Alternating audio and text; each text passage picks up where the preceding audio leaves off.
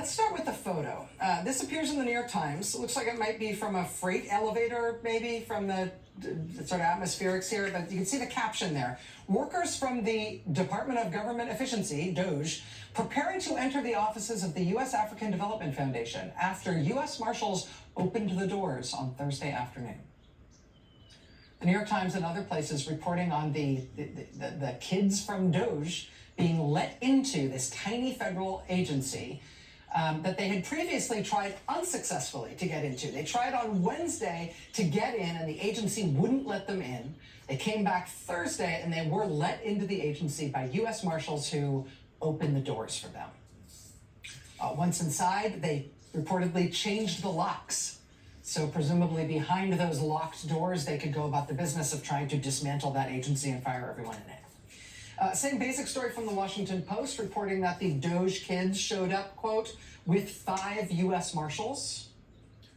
The Post reporting that the people who work at that agency, they were warned by colleagues who were having lunch nearby who saw the DOGE kids coming, warned that the DOGE guys were on the way with U.S. Marshals. The staffers then used the stairs, not the elevator, to get out of the building. They slipped out that way. They left their belongings behind, quote, to avoid a confrontation with DOGE and the U.S. Marshals. So this is a very dramatic story, right? About a tiny agency created by Congress. Legally, only Congress has the authority to shut them down. Trump is trying to shut them down anyway, trying to use this DOGE entity that is under the control of his top campaign donor to do it. Maybe. They don't explain themselves much, but it seems like that's what they're doing. At this tiny agency, the staffers there tried to hold the line and keep operating as an agency by essentially keeping the doors closed, while the DOGE guys tried to muscle their way in, pounded on the door and said, let us in. Here's what I want to know, though.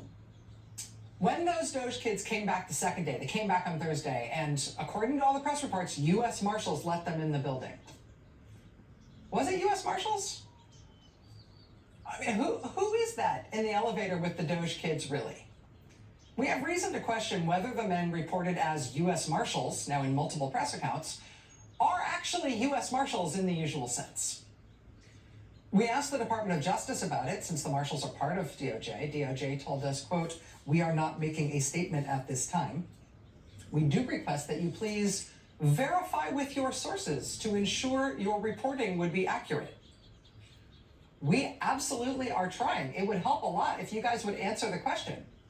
Are those U.S. Marshals? That said, while that sort of unsettling detail remains outstanding, while we literally cannot tell who it is that's showing up apparently armed to let DOGE staffers into locked doors that legally they may not be allowed to be in, while that remains unsettled, but this question of who is the armed escort for what DOGE is trying to do. The Justice Department appears to be conducting another one of their Friday night purges of career officials, firings at Main Justice in Washington, D.C. tonight and at the U.S. Attorney's Office in Manhattan.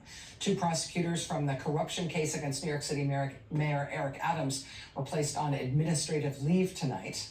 Reporting from NBC News indicates that in Manhattan, those prosecutors were walked out of the building by U.S. Marshals. Joining us now is Ryan Riley, NBC News Justice reporter. Ryan, thanks very much for being here. I appreciate it. No problem. Thanks for having me. This is a question that ultimately will have a simple answer.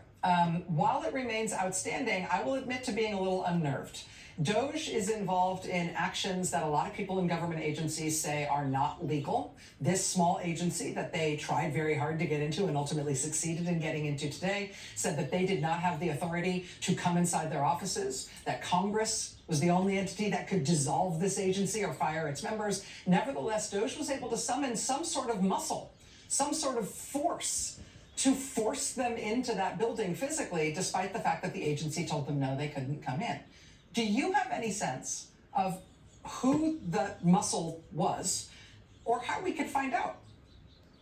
Yeah, normally that's something that we would be able to find out from the Department of Justice, but I think there's so much chaos, and I really just can't underscore the amount of chaos that's happening inside DOJ at this moment. You not only had those prosecutors who were pushed out, you not only had these leadership changes that are being instituted today at DOJ, but you also have people going after individual, line attorneys who made critical comments of U.S. Attorney Ed Martin on social media. Right, there's people who are now have been placed on administrative leave because of that. So, this force, the U.S. Marshals, is typically something that follows judicial orders, or there's a process for, or they're following that sort of procedure. They also have this critical role in protecting judges. So the idea that actual U.S. Marshals were being sort of summoned by DOJ to go behind the scenes would be a big deal, but we just don't have the evidence to suggest right now that they are indeed U.S. Marshals. There's nothing from the government saying affirmatively that these were indeed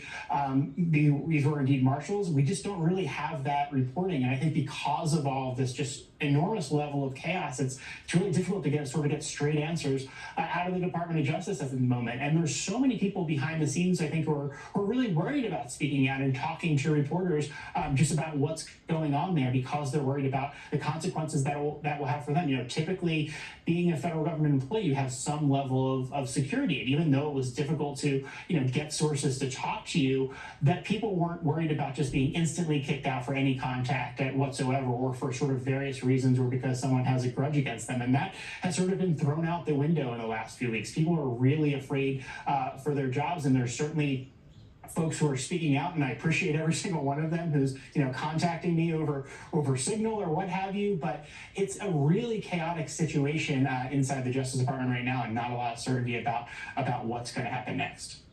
Yeah, a chaotic situation in terms of the firings, a chaotic situation in terms of obviously some of the ethics and the ethical and legal issues happening, but also impossible to get straight answers as to the use of force inside the U.S. government, one part of the government against another. This is very unsettling stuff, and I know you're on it, Ryan. I know that if anybody's going to be able to figure it out, you will. Ryan Riley, NBC News Justice reporter, thanks for working so hard on these stories. It's such a tough time, Ryan. I appreciate it. Thanks so much. We'll be right back.